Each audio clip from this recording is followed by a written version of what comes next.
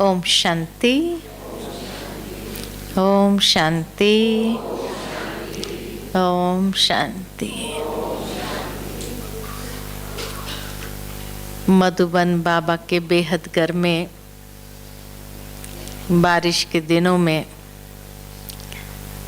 जब सूक्ष्म वतन का ही अनुभव करते हैं तो चैतन्य में फरिश्ते बन करके सूक्ष्म वतन में निवास करते हैं। ऐसा अनुभव करते हो ना सभी? क्योंकि अहमदाबाद में तो गर्मी खूब और यहाँ एकदम बाहरी मौसम, सूक्ष्म वतन नीचे उतर आया है। तो आप लोगों के आने से सूक्ष्म वतन भी नीचे आ गया। तो बाबा के साथ अव्यक्त मिलन करना कितना सहज हो जाता है। और आज जैसे बाबा ने मुरली में कहा कि बच्चे, जिसके पास दुआओं का खाता है उसके पास माया आ नहीं सकती है। साथ ही बाबा ने कहा कि मर्सीफुल होना और क्षमा भावना, यही जैसे दुआएं देना भी है और दुआएं प्राप्त करना भी है। बाबा ने हमेशा हम बच्चों को 3 खाते जमा करने के लिए कहा है, क्योंकि ये तीनों खाते ब्राह्मण जीवन में तो क्या, लेकिन सारे कल्प में इसकी उपयोगिता कहो या इसकी आवश्यकता कहो बहुत है। पहला खाता जो बाबा ने जमा करने लिए कहा है वो है कि बच्चे स्व पुरुषार्थ द्वारा प्रारब्ध का खाता जमा करो। दूसरा बाबा ने कहा कि बच्चे सेवा द्वारा पुण्य का खाता जमा करो। और तीसरा बाबा हमेशा कहते हैं कि बच्चे, किसी को भी सुख देने से दुआओं का खाता जमा होता है। तो ये तीनों खाते भरपूर चाहिए। प्रारब्ध का खाता, पुण्य का खाता और दुआओं का खाता। ये कहाँ हमें काम आता है? तो जैसे कहा जाता है कि बाबा जब संगम युग पर आते हैं और हम ब्राह्मणों से पुरुषार्थ जो कराते हैं, तो हम खाली भविष्य किस जन्म का प्रारब्ध पाते हैं ऐसा नहीं है, लेकिन हम पूरे 84 जन्म की कहानी अभी ही लिखते हैं, स्क्रिप्ट अभी ही बना देते हैं। और उसी के आधार पर हमारा 84 जन्म, एक एक जन्म का जो प्राप्ति को हो, जो उपलब्धि को हो, वो यहां से तय होती है। तो जो स्व पुरुषार्थ है जिससे प्रारब्ध का खाता जमा होता है, तो स्व पुरुषार्थ में कौन सी बातें आती है?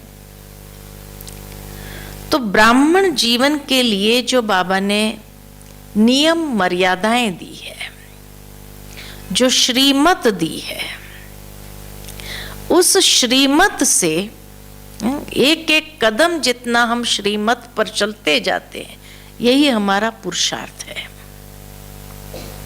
संगम युग का पुरुषार्थ क्या है? अमृत वेले से लेकर रात्रि तक हर कदम जितना हमारा श्रीमत पर चलना हुआ, तो यही पुरुषार्थ है। अमृत वेले उठे, मुरली क्लास किया, हाँ, फिर सारे दिन में कैसे कर्म योगी बन करके चले, तो ये हमारा स्व पुरुषार्थ है। उसी से प्रारब्ध जमा होता है। अर्थात सतयुग और त्रेता युग के एक एक जन्म किस क्वालिटी का होगा, ये स्व पुरुषार्थ तय करते हैं। जितना स्वराज्य अधिकारी बन करके हम चलते हैं, उतना वहां भी राज्य अधिकार को प्राप्त कर सकते हैं, उतना जन्म। और जितना अधीनता वाला जीवन रहा, कोई ना कोई कमी कमजोरी के अधीनता वाले रहे, इंद्रियों की अधीनता, उतना वहां भी अधीनता वाला जीवन रहेगा। जिसके लिए बाबा कहे कि नवाबों के आगे भरी ढोएंगे। जो बाबा कहते हैं हमेशा पढ़ेंगे लिखेंगे होंगे नवाब, नहीं तो भरी ढो, है ना। तो अधीनता वाले भरी ढोएंगे, और जो स्वराज्य अधिकारी है वो राज्य अधिकार को प्राप्त करते हैं। या जिसको कहा बाबा ने कि शाहूकार प्रजा में जाएंगे, तो जितना ज्ञान रत्न इकट्ठा करते जाएंगे और उस ज्ञान रत्नों को बांटते जाएंगे, उतना शाहूकारी प्राप्त करेंगे, शाहूकारी जन्म प्राप्त करेंगे सतयुग त्रेता में भी। तो यहाँ के स्वपुरुषार्थ से ही भविष्य इतने जन्म हमारे फाइनल हो जाते। 21 जन्म की बादशाही कहो या राजाई कहो, वो हमें प्राप्त होती है। दूसरा जो कहा, सेवा करके पुण्य का खाता। इसलिए बाबा हमेशा कहते हैं अंत तक स्वपुरुषार्थ और सेवा छोड़ना नहीं है। अंत तक स्वपुरुषार्थ भी करना है अंतिम घड़ी तक, और सेवा भी करते रहना है। ब्रह्मा बाबा जैसे उसका साक्षात एग्जाम्पल, मम्मा साक्षात एग्जाम्पल, के अंतिम घड़ी तक भी सेवा किया। तो स्वपुरुषार्थ भी और सेवा भी। अच्छा, ये सेवा द्वारा जो पुण्य का खाता जमा किया वो कहाँ काम आएगा? तो द्वापर से लेकर कलयुग तक हमारे जो जन्म होंगे वो इसी आधार पर बनते हैं। जिस तरह से कहा जाता है कि सतयुग त्रेता का जो प्रारब्ध पूरा होता है, फिर जैसे द्वापर में आए तो दान पुण्य करते हैं, लेकिन जो जन्म वहां मिलेगा उसके लिए भी तो पुण्य चाहिए। बिना पुण्य के तो वहां कैसे जन्म मिलेगा? तो इसीलिए वो पुण्य हमें एक क्वालिटी जन्म देंगे। उसका अगर मिसाल मैं आपको बताऊं कि आप ज्ञान में आए, उसके पूर्व, ज्ञान में आने से पूर्व का जन्म देखो तो फिर भी कलयुगी लोगों से अच्छा था। आप लास्ट जन्म देखो कलयुग का, ज्ञान में आने से पूर्व, तो भी हमारा जन्म कितना अच्छा था। चारित्रिक रूप से देखो अच्छा था। दुनिया के अंदर तो कितना चारित्रिक रूप से गिरे हुए लोग हैं, लेकिन हमारा लास्ट जन्म भी इतना अच्छा। तो कैसे? तो जो संगम में सेवा की है वो पुण्य जो है हर जन्म में उसका फल मिला है हमें, और अंतिम जन्म तक वो पुण्य चला है। वो संस्कार हमारे रहे हैं। बाबा की एक मुरली मुझे याद आती है, अभी मैं समझती 5-6 महीने पहले ही चली, कि जिसमें बाबा ने कहा कि ब्राह्मण लोग तन मन धन से जो बाबा के यज्ञ में सेवा करते हैं, तो क्योंकि ब्राह्मणों का धन लगा है, तो द्वापर से लेकर कलयुग तक एक भी जन्म भिखारी का नहीं होगा। ये बाबा के महावाक्य है। जिसने अपना तन मन धन सफल किया है, तो प्राप्ति देखो, तो खाली सतयुग त्रेता में प्राप्ति हो रही है ऐसा नहीं है। द्वापर कलयुग में भी हमारी मनसा सेवा के कारण हम लोगों का दिमाग भी अच्छा है ना, बौद्धिक शक्ति क्षमता भी अच्छी है, मन भी अच्छा है, भगवान को तो पहचान सके ऐसी बुद्धि है, चरित्र अच्छा है, तभी ज्ञान को सहजता से हम जीवन के अंदर धारण कर लिया। और आप सोचो, लास्ट जन्म की क्वालिटी भी इतनी अच्छी थी, कोई भिखारी नहीं थे हम। तो आप सोचो कि ये पुण्य का खाता कितना चलता है हमारा, जो इसीलिए बाबा कहते एक का पदम गुना। लास्ट मुरली में भी बाबा ने एक्सप्लेन किया, अव्यक्त मुरली जो सुनी हमने संडे की, कि गरीबों का 8 आना 800 के बराबर। बाबा ने कितना इतना महत्व दिया कि ब्राह्मणों की पाई पाई, क्योंकि सच्चे दिल की कमाई है और सच्चे दिल से लगाते हैं। तो भले साधारण है, अगर कलयुग में फिर भी अगर साधारण जन्म मिला साधारण परिवार में, तो भी बहुत अच्छा है दुनिया के हिसाब से, है ना। दुनिया के लोगों को तो देखो कैसा है। तो इसीलिए कहा, ये प्रैक्टिकल प्रूफ है कि जो सेवा द्वारा हमने तन मन धन समय श्वास शक्ति सफल किया, उसकी प्राप्ति जो है वो कलयुग अंत तक चलती है। और तीसरा खाता जो कहा, दुआओं का खाता, ये कहाँ काम आएगा? दुआओं का खाता किस लिए बाबा जमा करने के लिए कहते हैं? कहाँ काम आएगा? हाँ, विनाश के समय, अंतिम समय में। क्योंकि बाबा कहे कि अंतिम समय जब चारों ओर से पेपर एक साथ होंगे, उसमें अगर मक्खन से बाल की तरफ बाहर निकलना हो तो दुआओं का खाता ही मदद करेगा। पहाड़ जैसी परिस्थिति आएंगी, लेकिन वो आपकी स्थिति को छू नहीं सकेगी।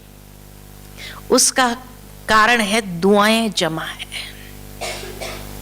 और दुआएं जमा करने का आधार क्या है?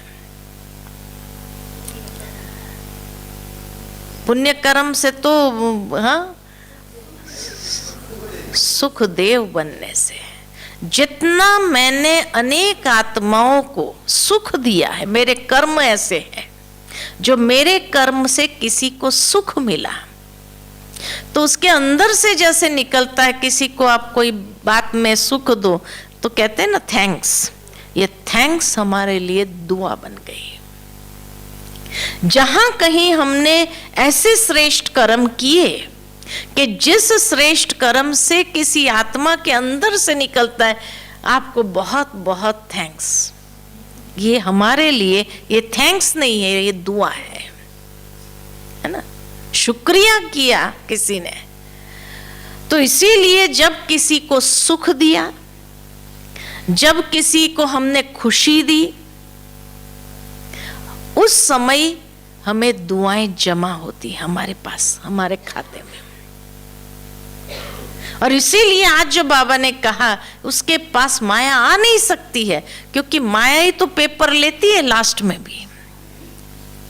तो माया के पेपरों से बचना है तो दुआ का खाता भरपूर चाहिए, यानी इतने श्रेष्ठ कर्म चाहिए जो किसी के अंदर से आह नहीं निकलनी चाहिए।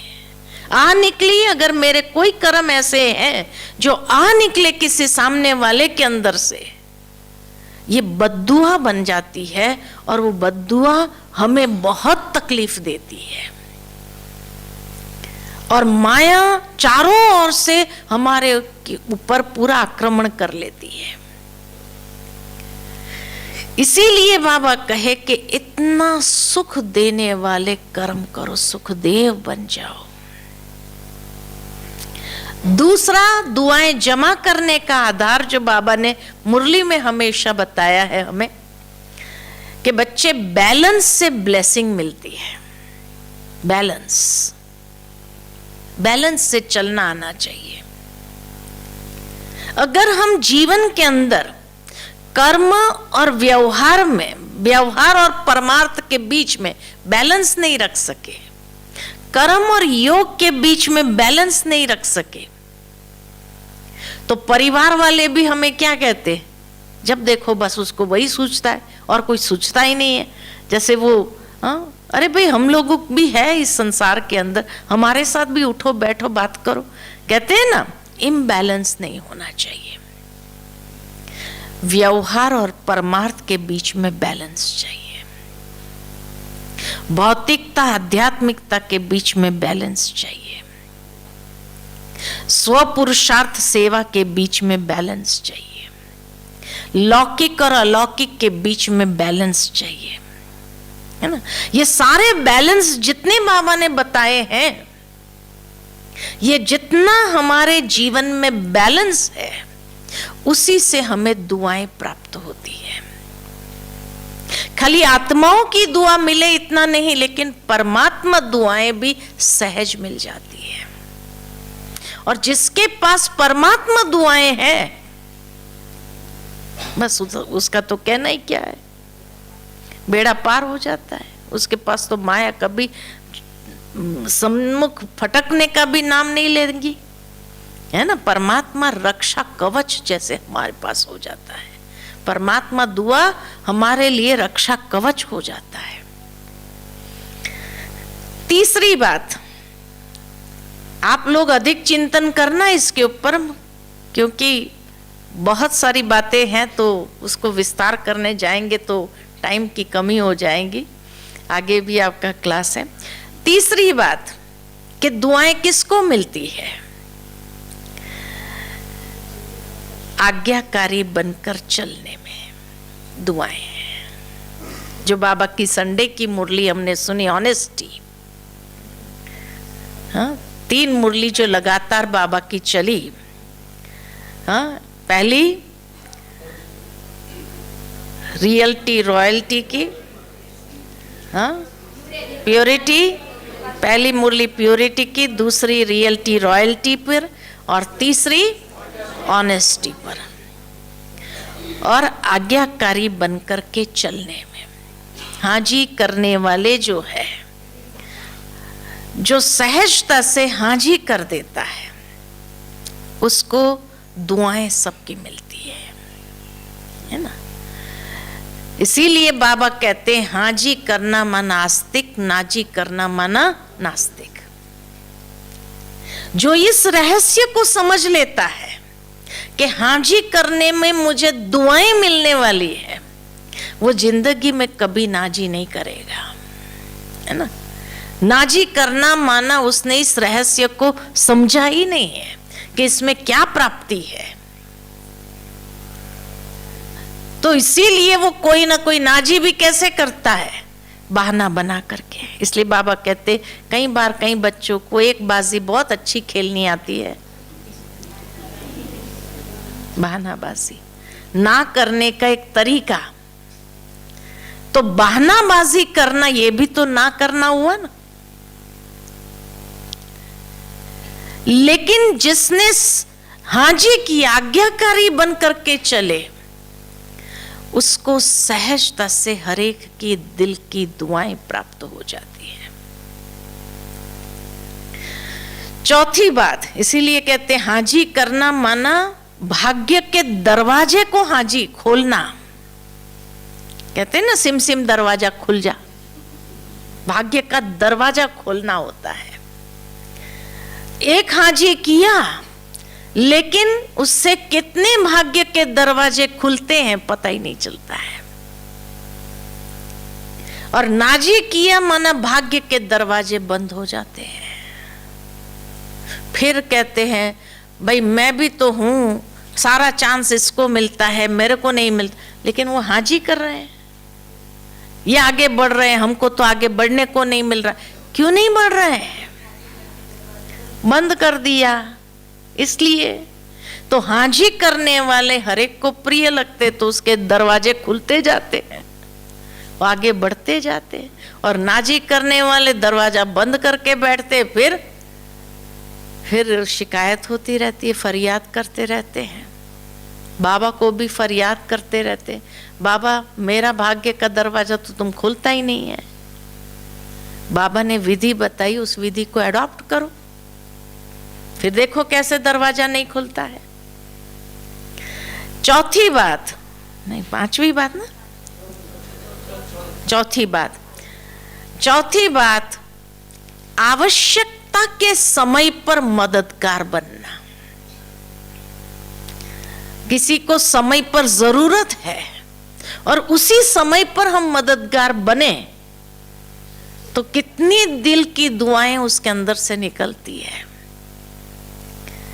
कि आज अगर आप नहीं होते ना तो पता नहीं मेरा क्या हो जाता, कहते हैं ना, ये कितनी बड़ी दुआएं बन जाती हैं।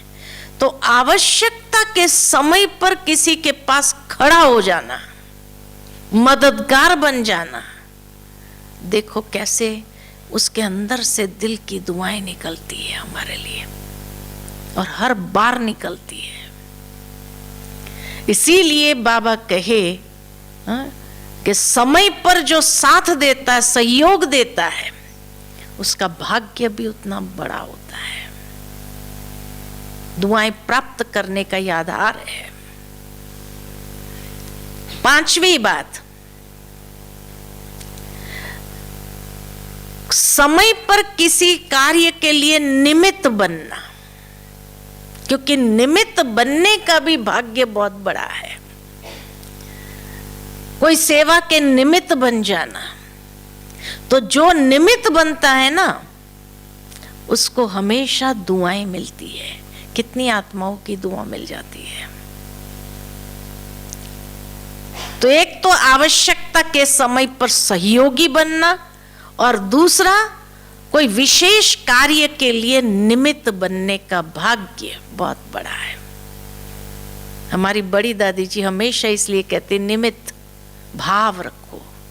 जो निमित्त बनता है उसको अपने आप हजारों की दुआ मिल जाती है, हजारों की दुआ मिल जाती है एक साथ में। तो इसीलिए किसी भी विशेष कार्य के लिए निमित्त बनना, क्योंकि उसके लिए हिम्मत चाहिए। निमित्त बनने के लिए हिम्मत चाहिए, और जो हिम्मत का पहला कदम बढ़ाता है तो भगवान की भी मदद तो मिलती है, लेकिन भगवान की भी दुआएं मिलती है। लेकिन जो डर जाता है, अरे भाई नहीं मेरा नाम आ जाएगा, ये मेरे से तो होगा नहीं, ये करके डर के पीछे हो गया, तो जो भगवान देना चाहता था कहां से देगा। तो इसीलिए कोई भी विशेष सेवा अगर आपके सामने आई तो वो इसीलिए आए कि भगवान भाग्य के दरवाजा खोलना चाहता है। लेकिन उस समय जो डर जाता कि ये तो मैं नहीं कर सकता हूं, तो जो आगे हिम्मत का कदम बढ़ा देते कि कोई बात नहीं, चलो जो होगा देखा जाएगा करके हिम्मत का कदम, तो दुआएं किसके खाते में गई, उसके खाते में गई। तो विशेष कार्य के लिए निमित्त बनना ये बहुत बड़ी दुआओं का खजाना प्राप्त करने का आधार है।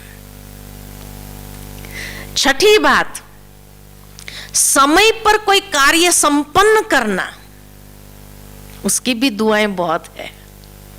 कहीं होते हैं ना, जैसे लेट चलता रहता है तो लोग भी फिर तंग हो जाते हैं, क्या करते हैं ये लोग, और ही बददुआएं दे देते हैं। लेकिन अगर समय से पहले मैंने कोई कार्य संपन्न कर दिया तो सबकी वाह वाह निकलती है कि नहीं, और वो वाह वाह ही दुआएं हैं। तो समय पर कोई कार्य को संपन्न करना, तो संपन्न करने से भी हजारों की दुआएं प्राप्त हो जाती है ना। फिर और किसको दुआएं मिलती है, कोई राह भटके हुए को ठिकाना दे देना, कोई राह भटके हुए को ठिकाना दे देना।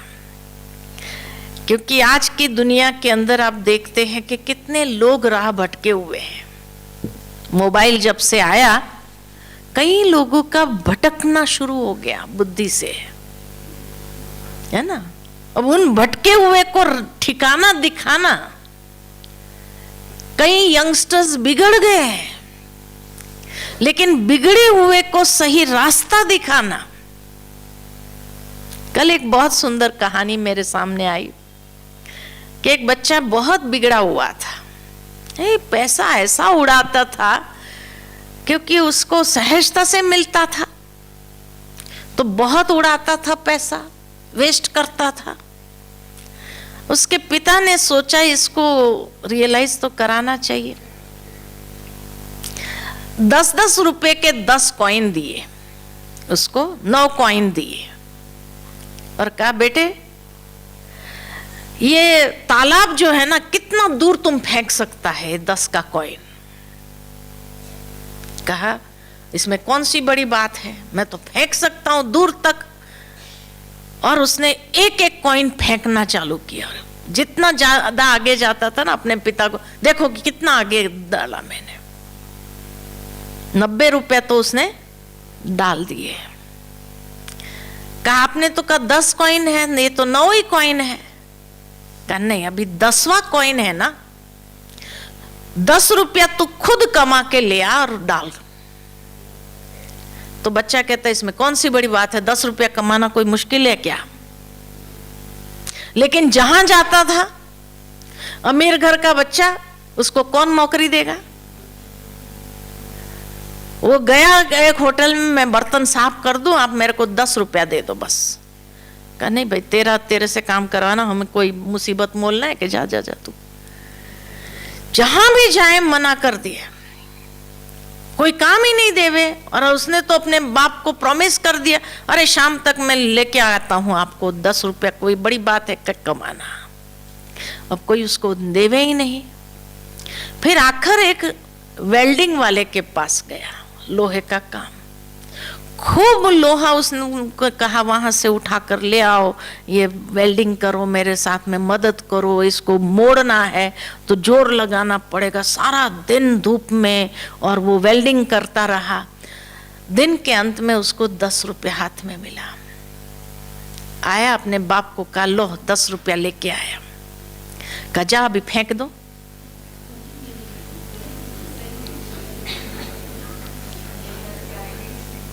बोले सवेरे 9 तुमने फेंक दिया ना, अभी ये 10वां तुम फेंक दो उस नदी तालाब में। बार बार देखे 10 रुपया माना कमाया कैसे हैं। वेल्डिंग का काम याद आया, वो पसीना जो छूटा उसको वो याद आया, कितनी मेहनत हाथ है उसके ये हो गए, वो देख रहा था। फिर उसने अपने बाप को कहा ये नहीं फेंकूंगा, ये मेरी मेहनत की कमाई है। तो कहा वो 9 मेरी मेहनत की कमाई नहीं थी जो तुम फेंक दिया उसको। कहा आज मुझे महसूस हुआ कि हाँ मेहनत क्या होती है। अब आगे से जिंदगी में कभी कोई पैसा वेस्ट नहीं करूंगा। तो कोई भटके हुए को ठिकाने ले आना, और वो भी युक्ति से, जो जिंदगी भर दुआएं दे, है ना। तो आज दुनिया के अंदर कितने ऐसे राह भटके हुए हैं, और ऐसे राह भटके को ठिकाने लाना। कई माताएं नहीं आती, हमारा बच्चा बहुत बिगड़ा हुआ है, उसको सुधारना है, उसको सुधारना है, उसको ये करना है, वो करना है ना। और ऐसे बच्चे को अगर राह भटके हुए को ठिकाना मिल जाए तो कितनी दुआएं मिलती है, बताओ, है कि नहीं। तो दुआएं प्राप्त करने का ये तरीका है। फिर 7वीं बात, जितना हमारे नेचर में सरलता और सहजता होगी, कॉम्प्लिकेटेडनेस ना हो। आज दुनिया के अंदर नेचर इतने कॉम्प्लिकेटेड हो गए हैं, अंदर कुछ बाहर कुछ है, पता ही नहीं चलता है। उलट पुलट करने वाले, यहां कुछ बोला, वहां कुछ बोला, वहां कुछ बोला, है ना। लेकिन जो बाबा के बच्चे सरल स्वभाव के, मन स्वच्छ है जिसका, सहजता है जिसके अंदर, सच्चाई है, उसको हमेशा दुआएं मिलती है और उसको परमात्मा दुआएं विशेष प्राप्त होती है। क्योंकि बाबा के बच्चा वो सुपात्र हो गया, वो भगवान का नाम बदनाम करने वाला नहीं, लेकिन आबाद करने वाला, प्रत्यक्ष करने वाले कि हाँ ये भगवान के बच्चे हैं। तो जिसके नेचर में सरलता, सहजता, स्वच्छता, मन की स्वच्छता है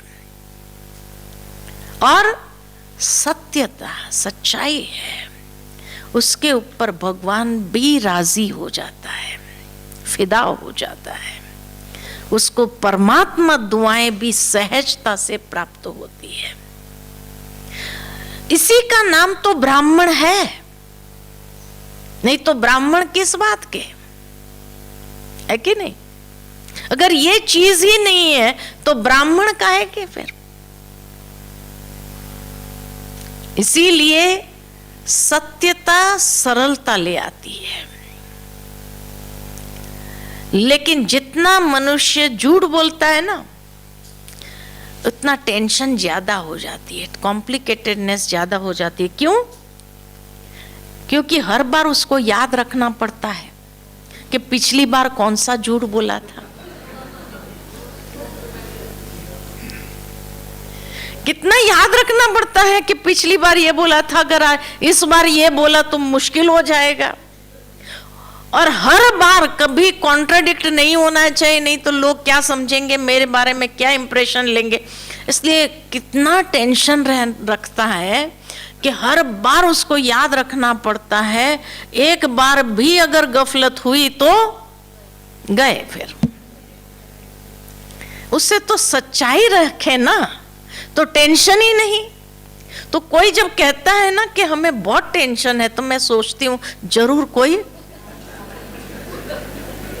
वो बोल नहीं पा रहा है, लेकिन जरूर कुछ हेरा फेरी किया है, तो उसको टेंशन तो होगा ना। बाकी हमने, हमारी दादियां देखो, कभी उनको टेंशन हुआ ही नहीं, इतनी बड़ी जिम्मेवारी संभालने के बाद भी। क्यों नहीं हुआ? सत्यता, सरलता, उनको कभी हेरा फेरी करनी नहीं पड़ी और आती भी नहीं थी, है ना। दादी को कई बार कोई लोग कहते थे ना, दादी आपको ये नहीं बोलने का ना, चुप रहो ना, क्यों बोल? अरे इसमें क्या हो गया ना। कितनी सच्चाई दादी के अंदर थी, सरलता। चाहे गुलजार दादी को देखो, बड़ी दादी को देखो, जानकी दादी, हर एक दादियों को देखो, कितनी सरलता उनके नेचर में थी। तो अपने आप सबकी दुआएं मिलती थी। लेकिन आज जितना दुनिया के अंदर, कई लोग सोचते हैं हम स्मार्ट है, झूठ बोल करके, उसको पता भी नहीं चला, इसको मालूम भी नहीं पड़ा। अरे भाई, लेकिन तुमने अपने लिए कितना टेंशन मोला। अब उसको समझदार कहेंगे या महाबेसमझ कहेंगे? मैं तो महाबेसमझ कहूंगी उसको। एक बार तुमने जो झूठ बोला उससे सामने वाले को पता नहीं चला, अब तुमको कितनी बार झूठ बोलना पड़ेगा और हर बार याद रखना पड़ेगा, तो उसको समझदार कहेंगे क्या? इससे तो सच्चाई से जिए ना, टेंशन ही नहीं, कोई टेंशन ही नहीं, और इतना सरलता से, अरे जो है जैसा है बोल दो ना, क्या होगा? कोई यही कहेगा अरे भाई ये जो है बोल देंगे, और अच्छी बात है, कोई ऐसी कॉम्प्लिकेटेड बात हमें सुनाएंगे नहीं। कितना बच जाते हैं, सेफ हो जाते हैं। अरे इसको कहा वो सुना देंगे तो मुश्किल हो जाएगा, तो सुनाएंगे ही नहीं हमको, तो सेफ हो गए कि नहीं। इसीलिए बाबा कई बार कहते माताएं बड़ी भोली होती है ना, लेकिन भगवान को प्यारा कौन है? भोले का ही भगवान है। तो भोला माना जिसके अंदर सच्चाई, सफाई, स्वच्छता है, सरलता है और सहजता है, वही तो भगवान को प्यारा लगता है। तो स्वतः भगवान की दुआएं मिल जाती है। फिर 8वीं बात, दुआएं और किसको मिलती है? जिसने मैं की बलि चढ़ाई है, उसको दुआएं सहज मिल जाती है। जैसे ब्रह्मा बाबा के लिए, बड़ी दादी के लिए, इन्होंने जिंदगी में कभी मैं शब्द का प्रयोग नहीं किया, मैं और मेरे शब्द का प्रयोग नहीं किया। बाबा को तो चलो नहीं देखा, लेकिन शिव बाबा ने मुरलियों में सुनाया है कि ब्रह्मा बाबा ने जब से बाबा का बना तब से लेकर के मैं शब्द का प्रयोग नहीं किया। शिव बाबा ने सर्टिफिकेट दे दिया। लेकिन बड़ी दादी जी को तो देखा हम सभी ने, बड़ी दादी जी ने भी कभी मैं शब्द का प्रयोग नहीं किया। अगर दादी जी के मन में कोई विचार भी आता था तो भी दादी हमेशा ही कहती थी, दादी का ये विचार है, मैं से अलग कर देती थी। मेरा विचार है, ये दादी ने कभी नहीं बोला। दादी का ये विचार है ना। तो आप सोचो कि अपने आप जो दुआओं का पात्र बन गए, जिसके लिए भगवान ने बड़ी सभा में कहा 95% दादी जी पास है, पास विथ ऑनर्स है। तो जिसने मैं की बलि चढ़ा दी, उसको दुआएं मिलती है। जो मैं करता रहता है तो वो दुआओं का पात्र होता है? नहीं होता है। खुद ही वाह वाह कर रहा है तो दूसरे कहते हैं अभी खुद कर रहा है ना, उसकी वाह वाह हम क्यों करें, अब खुद ही कर रहा है। तो खुद करने वाले को क्या दुआएं मिलेगी? इसलिए जहां मैं की बलि चढ़ा दी, यानी जो झुकता है, नम्र है, निर्माण है, उसको हमेशा दुआएं प्राप्त होती है। मैं करने वाले को कभी वो दुआओं के पात्र नहीं बनते। और लास्ट में कहूंगी, जो बड़ी दिल रखता है, बड़ी दिल रख करके कार्य करने वाले, बड़ी दिल से जो रहता है ना, भले उसके पास साधन सुविधा न भी हो तो भी हर एक को क्या करेगा? वेलकम, वेलकम है। इतनी बड़ी दिल, तो बड़ी दिल में हर कोई समा जाता है और वो आत्माएं फिर उसको दुआ देती है। कईयों के पास बहुत बड़ा होने के बाद भी वो शेयर नहीं कर पाते हैं, बड़ी दिल नहीं है। तो बाबा हमेशा कहते हैं जो फ्राक दिल, बड़ी दिल वाले हैं, वो सबकी दुआओं के पात्र हो जाते हैं, क्योंकि बड़ी दिल रख करके हर एक के दिल को जीत लेता है ना, हर एक के दिल को जीत लेता है, तो उसको सहजता से सब प्राप्ति हो जाती है। तो इसीलिए कहा, जो बड़ी दिल रख करके सेवा करते हैं, बड़ी दिल रख करके सबको समा लेते हैं, बड़ी दिल रख करके जो सबको सहजता से वेलकम करते हैं, उसको अनेक आत्माओं की दुआएं सहज प्राप्त हो जाती है। तो ये है दुआएं प्राप्त करने के आधार। हर एक के पास कोई ना कोई विशेषता तो होती ही है, तो कितनी दुआएं जमा कर सकते हैं? सोचो, एक नहीं तो दूसरा, दूसरा नहीं तो तीसरा, तीसरा नहीं तो चौथा, कोई तो होगा ना जो हम कर सकते हैं। बहुत सारे ऑप्शन है, एक चीज नहीं भी कर सकते हैं, लेकिन उसमें दिल शिकस्त होने की जरूरत है। दूसरा ऑप्शन तो है, तीसरा ऑप्शन है, चौथा कोई तो है। तो वो ऑप्शंस को लेकर के आप अपनी बड़ी दिल से सेवा करके देखो, देखो कितना बाबा दुआएं देता है। परमात्मा दुआओं के अधिकारी, अनेक आत्माओं की दुआओं के, जो बाबा ने पिछली मुरली में कहा, 3 सर्टिफिकेट संतुष्टता के, नहीं, पिछली मुरली ने, अभी आने वाली मुरली 31 तारीख की जो मुरली है उसमें बाबा ने बहुत अच्छी बात कही कि तीनों सर्टिफिकेट हमने कहाँ तक प्राप्त किया है ये चेक करो। तो जिसके पास दुआओं का खाता है उसके पास ये तीनों सर्टिफिकेट सहज है, उसको तीनों सर्टिफिकेट सहज मिल जाता है। तो इसीलिए कहा ये 3 सर्टिफिकेट जिसके पास है, पास विथ ऑनर है, पास विथ ऑनर सहज हो जाता है। अच्छा, ये दुआएं जो कहां काम आती है, जो कहा अंतिम समय के अंतिम पेपर में पास होने के लिए काम आती है। ये दुआएं हमें भरपूरता का अनुभव कराती है, जैसे सभी खजानों से संपन्न अनुभव कराएंगे। फिर ये दुआएं ही लिफ्ट का काम करेगी। जिसके पास दुआएं हैं वो बैठते ही उसका योग सहज लग जाता है, उसको योग लगाने की मेहनत नहीं करनी पड़ती, क्योंकि ये दुआएं उसके लिए लिफ्ट का काम करती है। जो सहजता से बाबा के साथ का सानिध्य का अनुभव कर सकते हैं, अशरीरीपन की स्थिति को, फरिश्तापन की स्थिति को सहजता से अनुभव, क्योंकि लाइट है, इसलिए दुआएं चाहिए।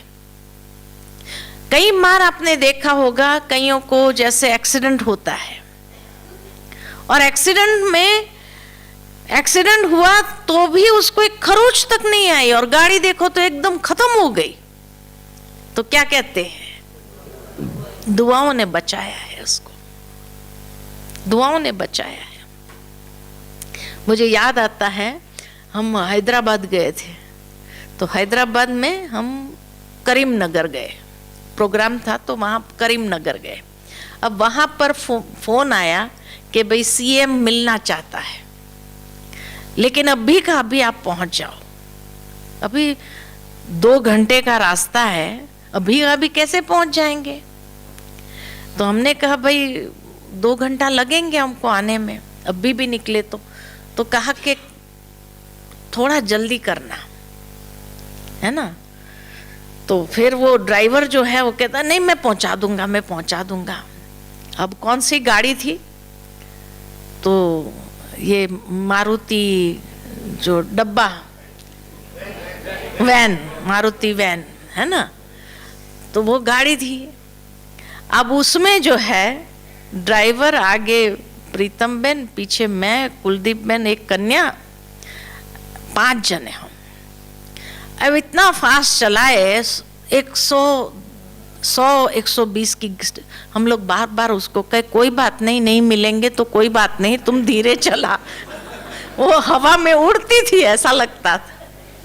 नहीं बहन जी, इतना ओवर कॉन्फिडेंस में। वो हैदराबाद जैसे ही पहुंचने पर वो एक टर्निंग आता है वो कैंट एरिया में, तो टर्निंग आया तो वो टर्निंग में अपने आप को संभाल नहीं पाए, और संभाल नहीं पाया तो टर्निंग में ऐसा उसने मारा कट, तो वो डब्बा तो था उलट गया, 3, 4, 5 राउंड लगा के खड्डे में जाके गिरा। अब हम सब उस डब्बे में धीरे धीरे जो है बाहर निकले, एक दूसरे को देखने लगे, ठीक है ना। देखा किसी को एक खरोच तक नहीं, खाली प्रीतम मैंने आगे बैठी थी, उसको चश्मा खाली यहाँ लगा थोड़ा, बस। बाकी किसी को भी 5 में से 1 को भी एक खरोच तक ना। डब्बा देखो तो पूरा ऐसा पिचक गया था एकदम, है ना। अब हम लोग बाहर निकल करके खड़े थे कि भाई कोई व्हीकल मिले तो जाए हम सेंटर पर।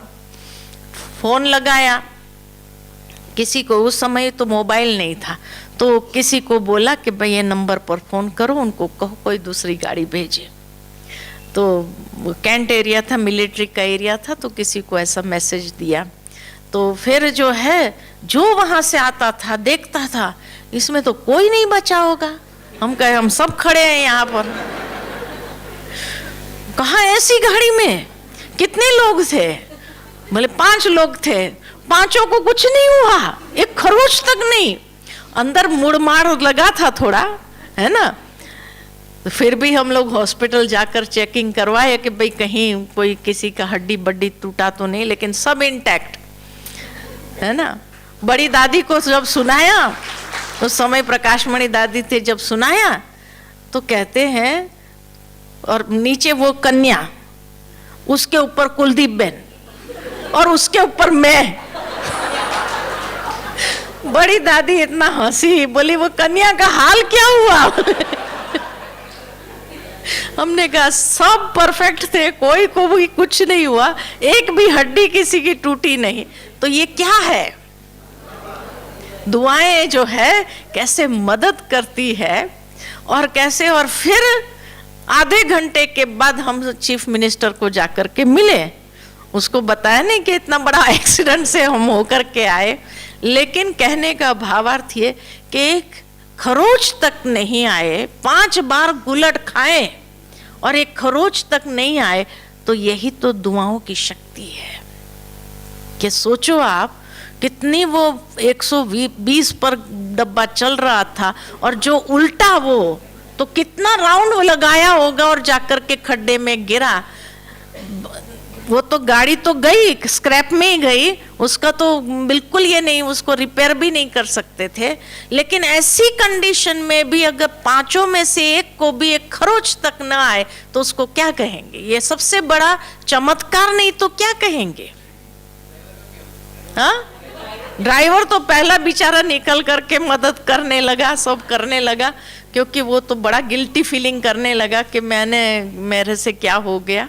लेकिन फिर उसको कहा तुम चिंता नहीं करो, टेंशन में नहीं, सब ठीक ठाक है, ये देख लो पहले। हाँ, गाड़ी तो दूसरी आ जाएगी, इंश्योरेंस भी है, सब है, हो जाएगा, लेकिन तुम चिंता नहीं करो। कहने का उसको हल्का करना जरूरी था, वो बहुत भारी हो गया एकदम अंदर। कहा कोई बात नहीं। कहने का भावार्थ ये कि बाबा की मदद, और बाबा की मदद भी किनको मिलती है? जिन पर परमात्मा दुआएं हैं। तो अंतिम समय तो जो घात आनी थी वो आई, है ना, होनी थी, उसको कोई नहीं टाल सकता है, होनी हुई, लेकिन दुआएं कवच बन जाती है। जब किसी को वो ताकत नहीं खरोच तक लगा सके, है ना। आप सोचो, नहीं तो डब्बा कैसा पिचक गया तो वो लोहा लग सकता था, किसी को कुछ भी लग सकता, लेकिन किसी को एक खरोच तक ही नहीं आई। कितनी बड़ी बात है कि नहीं? ये दुआएं तो अंतिम समय में जो पेपर आएंगे एक साथ में, और उन पेपरों से बाहर निकलना, तो ये दुआएं बहुत जरूरी है। ठीक है ना? अच्छा, ओम शांति।